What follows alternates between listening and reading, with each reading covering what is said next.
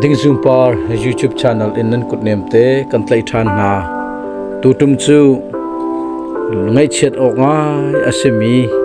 mizo artist hlasak thiam em pakhat asemi nungak lalfak kimi kumsom thumle kumli mini chun nizan ni hlairuk thali kumthong ni la kumkul kumthum zan lei na ji panga le mini somli panga a khan a in hlan nak republic marveng ti romana college lunpong a ama I khunte a chun thichia in aruak pho ase tlangsang zampui thipura lei in achung leni anphone leng mangtaka alak kholo cha a in hlan nak chungte le YMA pol chu an that na I a in hlan nak a chun vocal in a in ka chu chung le in ai hren I in ka chu an bo I an valu te ka chun a I khun chung te a chun ruak in an bo pho I atak sa jong arak thom di chang ti ase police ni verification an tu atik a mi kut ma tur nak sei man a umlo ti a thai ase I athi na arwang bi ka anzum neng chu lungtur chol ase kaulai tia anzum bik mi chu ase aruak hi nizan khan tlangsang khualei a phur ase mafak hi BCM Central Church Khrifabu member pakhat asi e mizo gospel hlasak thiam em mi ase hi kanga isan em mi asi beban tukin ama thla naka video clip te kaban siam ve I ama angai na tu le ama ado tu vial te na jong ni video clip te mang hin ke jong ni thla naka kaban tu ve mi ase a thasak nung em le pathian thang that nak hla pol jong rak ngai ve lo ram thok na adong tiang rak ngai ve te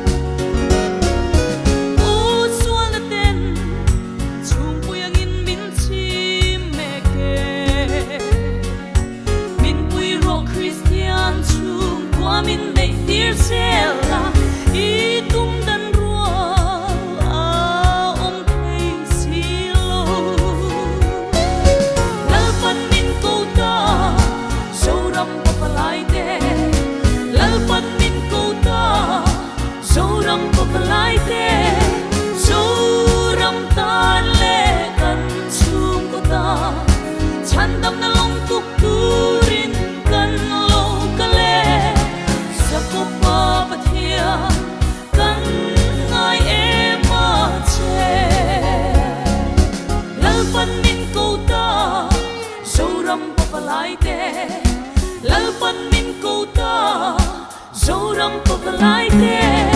dấu râm tan lệ cần chung cô ta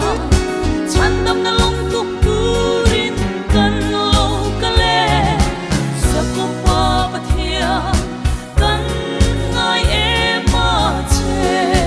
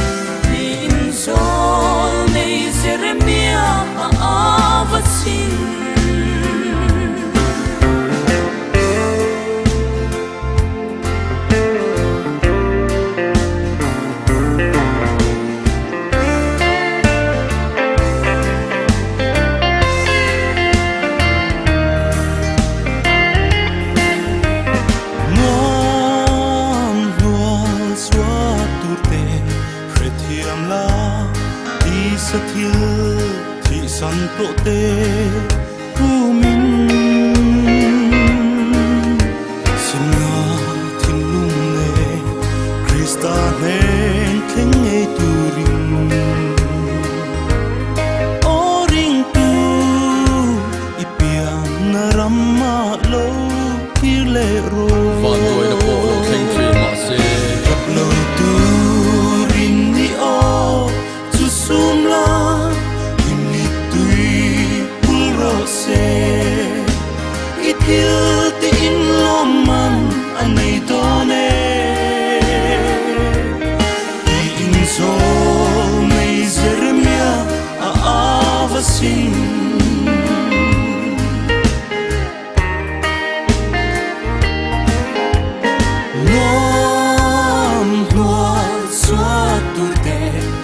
thiam la ti sa thiu ti san to te hu min sim na tin lum ne Krista hen theng ne turin oring tu ipia na ramma lo kilero Phan tôi đã bỏ lỡ khen khi mà sẽ lo tu o susum la ini tui puro se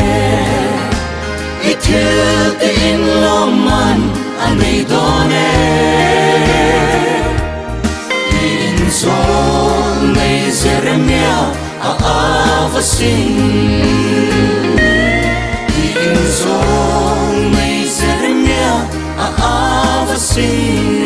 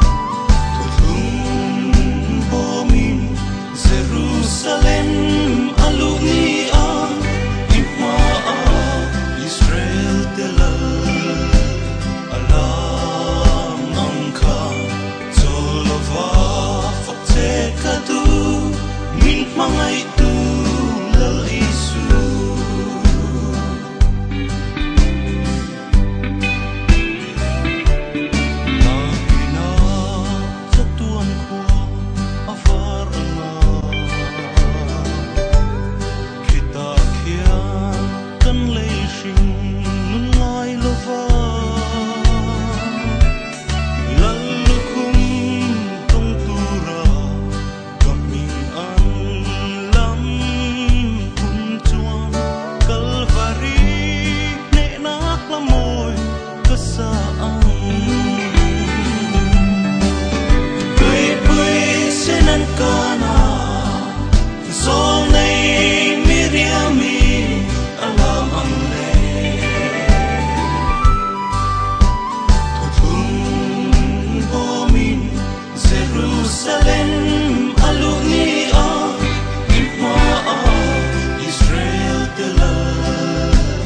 alam ang kan Jolova fakte kadu min mangai tu lal isu Jolova fakte kadu min mangai tu lal isu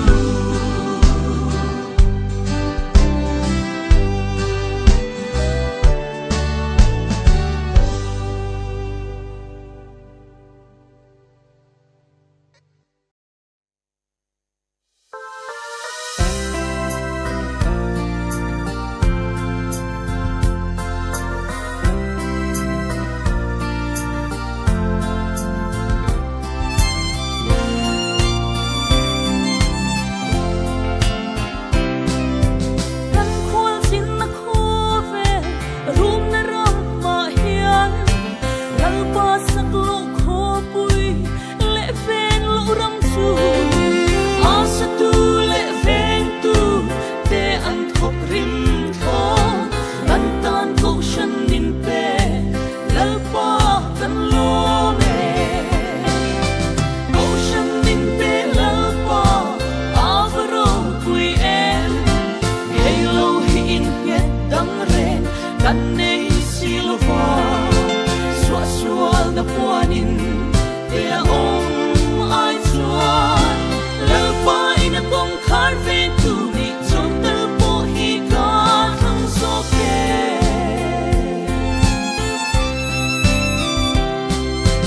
Har sat le mang anna Len min sim lai tia Lal pa biak in chung ko Lai ka ngai zual chi Kor ve la tha muan na Mun ta nga om lo Tan tan ko shan nin pe Lal pa tan lo me Ko shan nin pe lal pa Avaro pui em Hei lâu hin nghe đắng ren Kan nei silva Xua xua na puanin Tia om ai chuan Lal pa ina kong khar ve tu Ni chong tel po hi ka thang so ke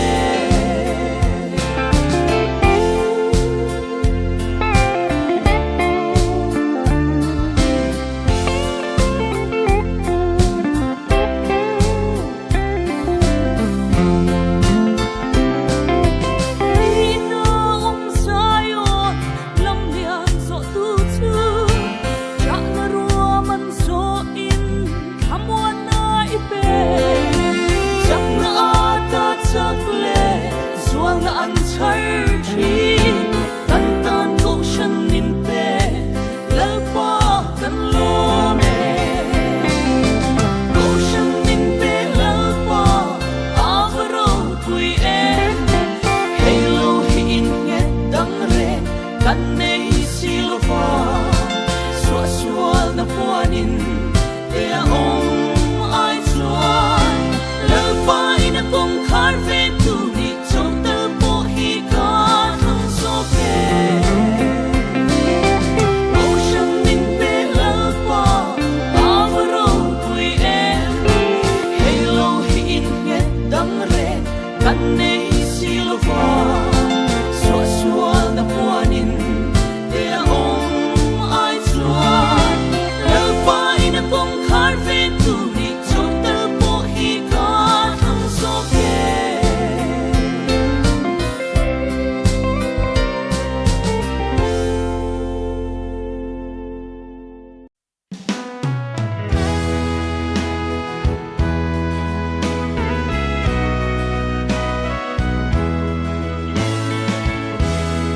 Calvarit lang áo rol chuan ngày đâm ro an thiếu tí xua lần shelo ani ati avamak em chu arol chu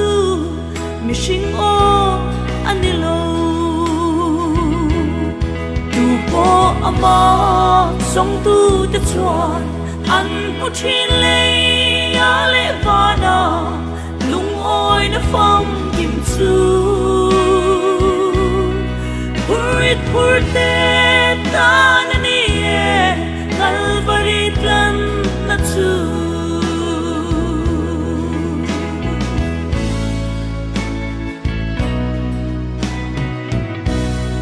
chu tiang ma ngai na sang chu Calvary ma ngai na chung chuang pathian fa o ani ngai dam tlak lo po angai dam pathian mangai na chuan tu po ama song tu te chuan an pu thin le ya le vana lung oi na phong kim chu purit purte tan ni e Calvary tlan na chu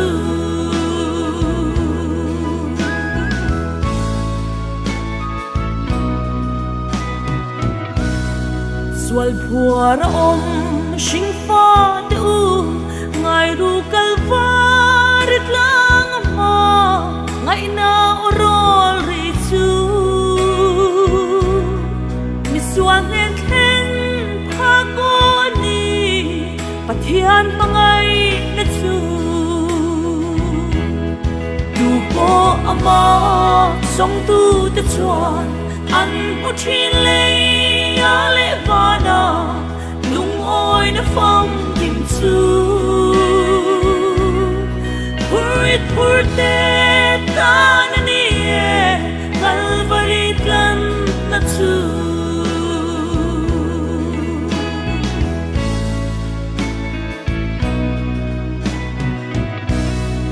Calvary tlang au rol chu lo dar zel se o khaveram tin le kil tin na sual khur thuk be de theng zelin kil tin thang kho ro se tu po ama song tu te chuan an pu thin le ya le vana lung oi na phong kim chu purit purte tan ni e Calvary tlan na chu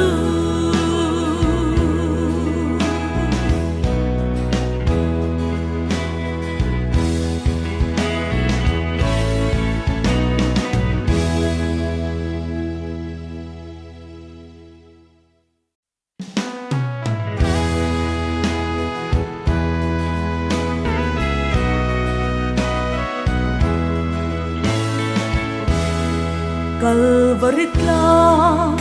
au rol chuan ngai dam ro an thil ti chualan shelo ani ati avamak em chu arol chu mishing o anilo tu po ama song tu te chuan an pu thin le ya le vana lung oi na phong kim chu purit purte tan ni e Calvary tlan na chu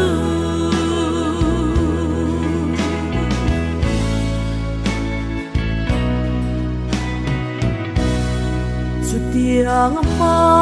ngai na sang chu Calvary ma ngai na chung chuang pathian fa o ani ngai dam tlak lo po angai dam pathian mangai na chuan tu po ama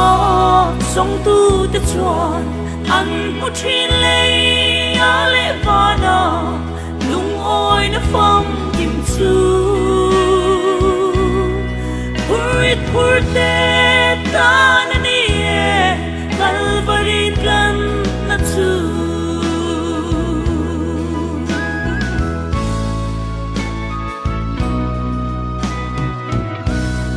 Swal puar sing fa du ngai ru Calvary lang ma ngai na orol ri chu mi suan en khen pha ko ni pathian mangai na chu du ko ama song tu te chuan an u thin le ya le vana lung oi na phong tim chu purte tananie Calvary kan na chu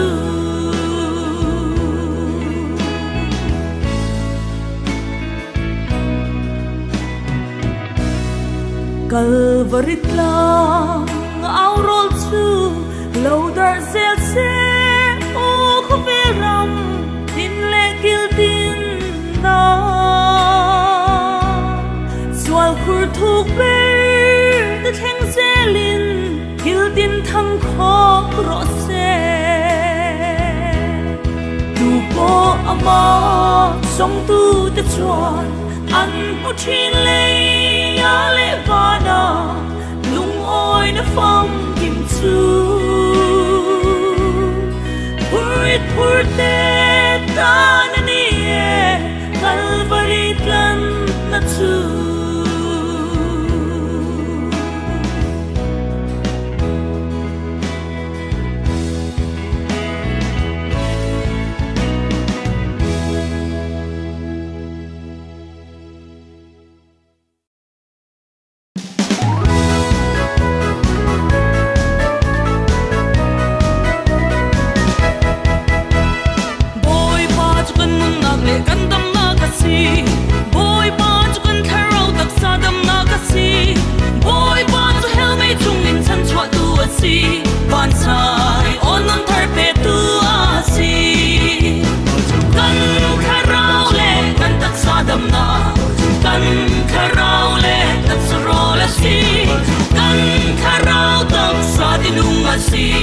kan zai som champia si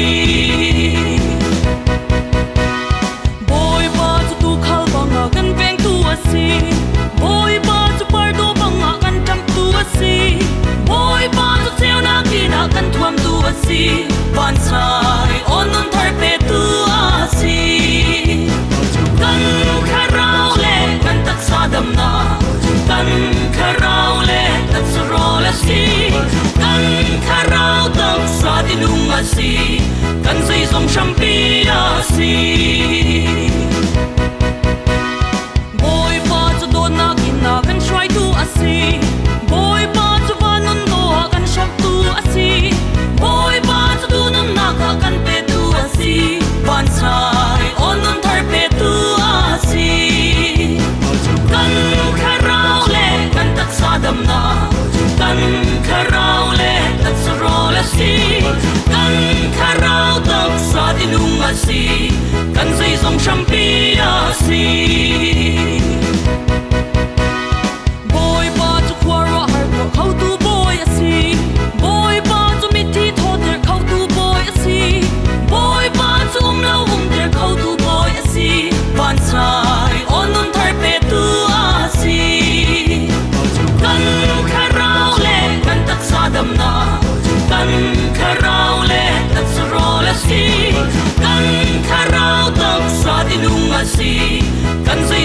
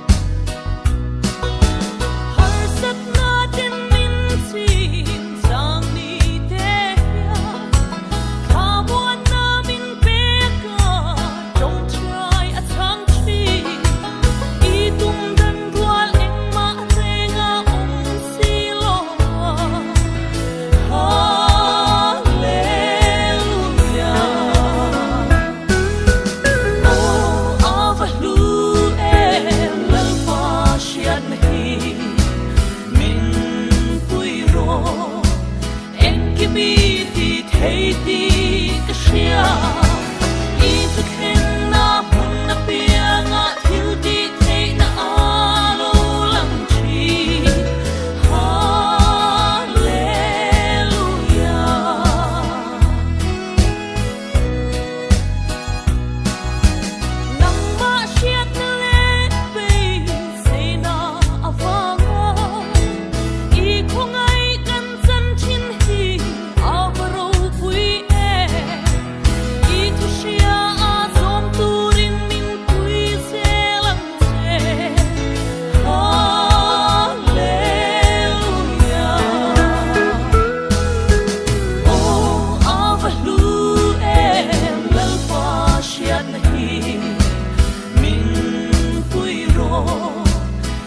chi mi ti thei ti ka shia i tu khen na hun na pia nga thil ti thei na alo lang chi